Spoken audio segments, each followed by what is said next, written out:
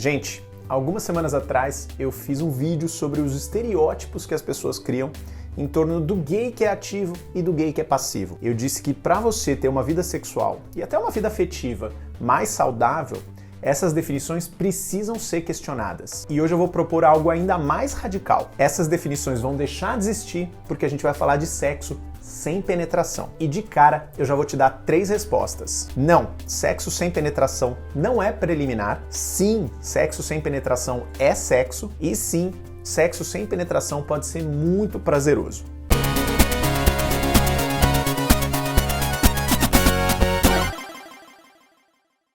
Aqui no canal Gay Nerd a gente fala de cultura pop, cultura nerd e cultura LGBT, às vezes tudo ao mesmo tempo. Se tudo isso te interessa, se inscreve aqui embaixo, ativa o sininho e já dá um like nesse vídeo. É engraçado como vários desses vídeos que eu faço sobre sexualidade acabam ganhando uma continuação. É quase como um lado B. Eu falei tudo isso daqui, mas olha só, na verdade a coisa é mais complexa e tem tudo isso aqui também. Eu acho que isso é importante para a gente fortalecer cada vez mais a ideia de que as manifestações da nossa sexualidade são muito amplas e dificilmente a gente vai esgotar essas discussões num único vídeo de 10 minutos. E isso também é um convite para você também explorar outras formas de prazer, outros comportamentos na cama, outras possibilidades. Quanto mais curioso a gente é, mais a gente entende o nosso corpo, a nossa cabeça e mais capaz a gente fica de oferecer e sentir prazer. Então, se você quer ser bom de cama, tá aí uma dica de graça para você. Prazer físico tem a ver com o nosso sistema nervoso. Existem áreas do nosso corpo que têm uma grande concentração de terminações nervosas.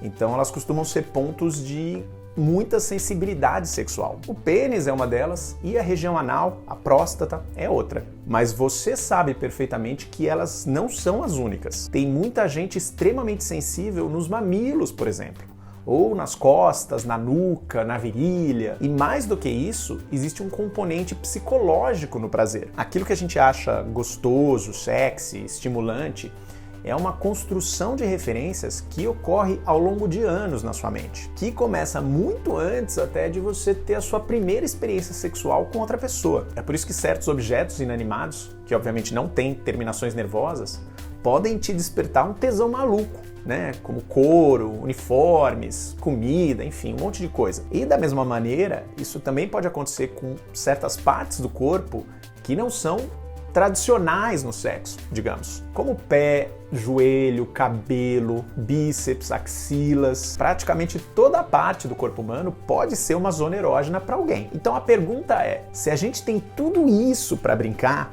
por que a gente continua entendendo que sexo é só quando envolve o pênis e o ânus? Aliás, se a gente parar para pensar nos héteros, que entendem que sexo é só quando o pênis penetra na vagina, a gente pode parar pela metade aí, esquecer a vagina e esquecer o ânus. Na nossa sociedade, sexo só é sexo quando é uma grande celebração do pênis. E aqui eu vou repetir aquela história que eu já falei em outros vídeos, mas que é sempre importante repetir, que é o fato de que a gente vive numa sociedade falocêntrica, ou seja, que gira em torno do pênis, que idolatra o pênis, porque essa sociedade foi cristalizada depois de séculos de dominação masculina. Uma sociedade machista, patriarcal, cuja força real e simbólica está reduzida na figura do pênis. É por isso, por exemplo, que tanto homem é encanado com o tamanho do próprio pinto, que é algo que eu já abordei em outro vídeo, que eu vou deixar aqui para você assistir. E mesmo quando a sociedade se tornou menos conservadora e começou a discutir e mostrar sexo mais abertamente, de uns 70 anos para cá, essa discussão continuou a ser focada principalmente no pênis. Porque,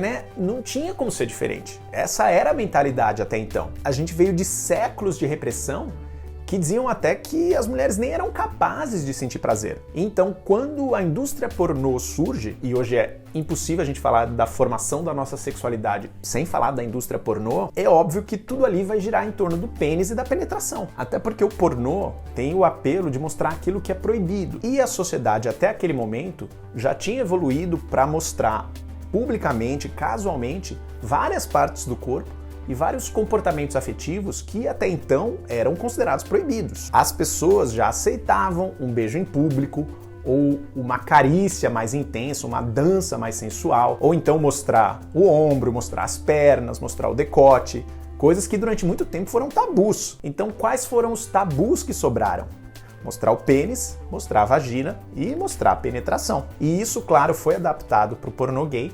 E agora a gente tem várias e várias gerações que continuam sendo ensinadas que sexo, e principalmente prazer, só acontecem na penetração. E pior, em muitos casos elas estão sendo ensinadas a fazer sexo ruim. No caso dos héteros, por exemplo, a gente tem aí o problema notório de vários homens que não sabem estimular o clitóris. Aliás, não sabem nem onde fica. E se você gay já teve uma certa quantidade de parceiros, com certeza você já pegou um cara que achava que só ficar metendo lá, que nem num filme pornô, já era o suficiente para aquilo ser uma boa transa. Isso, inclusive, é muito comum com caras bem dotados, porque, de novo, a sociedade falocêntrica colocou na cabeça dele que se o pinto dele é grande, ele já é uma fonte infinita de prazer, né? Pela mera existência dele, ele não precisa fazer mais nada. Como eu já disse antes, o nosso corpo inteiro pode ser explorado para sentir prazer. E, na verdade, eu acho que é um pouco dessas possibilidades infinitas que intimidam certas pessoas. Porque se tudo tá valendo, então, putz, eu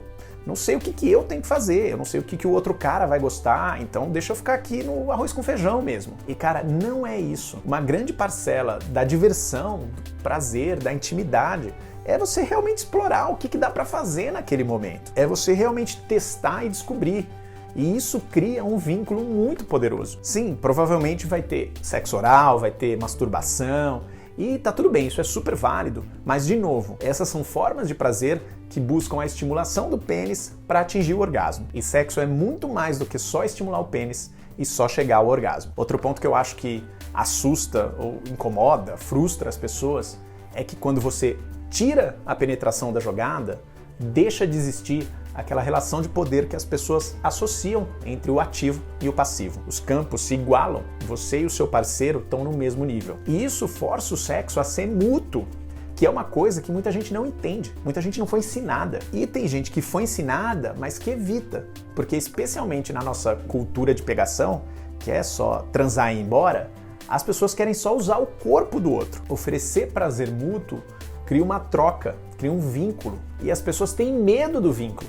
Porque a partir do momento que ele existe e é bom, ele pode deixar de existir e isso é ruim. E é engraçado porque nesse aspecto, gente, sexo fica muito parecido com o amor. Ele só faz sentido se existir essa entrega, se existir esse risco de conexão, de querer mais e não conseguir. Eu não tô dizendo para você se apaixonar por todo mundo que você faz sexo, tá? Entrega e conexão não é necessariamente amor.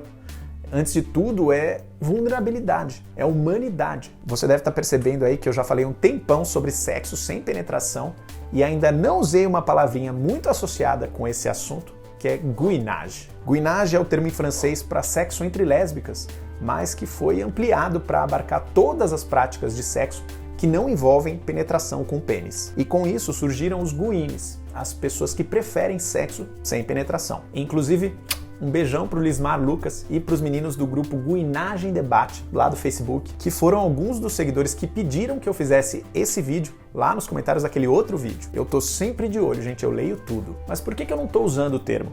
Porque eu acho que sexo sem penetração não é só para quem se declara guine. Eu não quero rotular essa prática, porque eu não acho que você precisa ser exclusivamente guine para sentir prazer dessa maneira. Gente, é que nem salada.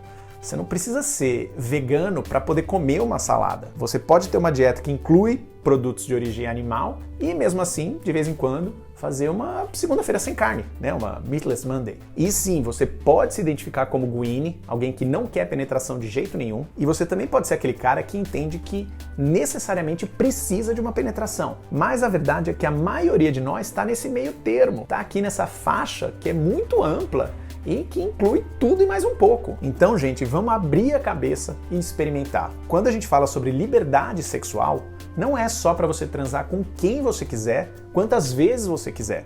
É também para você transar do jeito que você quiser. E não só necessariamente do jeito que a sociedade colocou na nossa cabeça que tem que ser. Corpo livre, cabeça livre, sexo livre.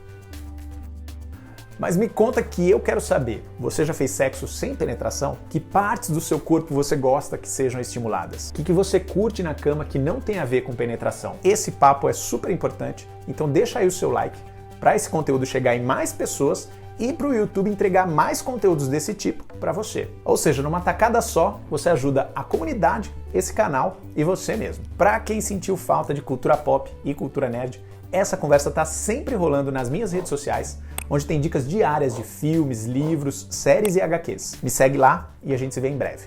Cada vez mais gay, cada vez mais nerd. Um beijo!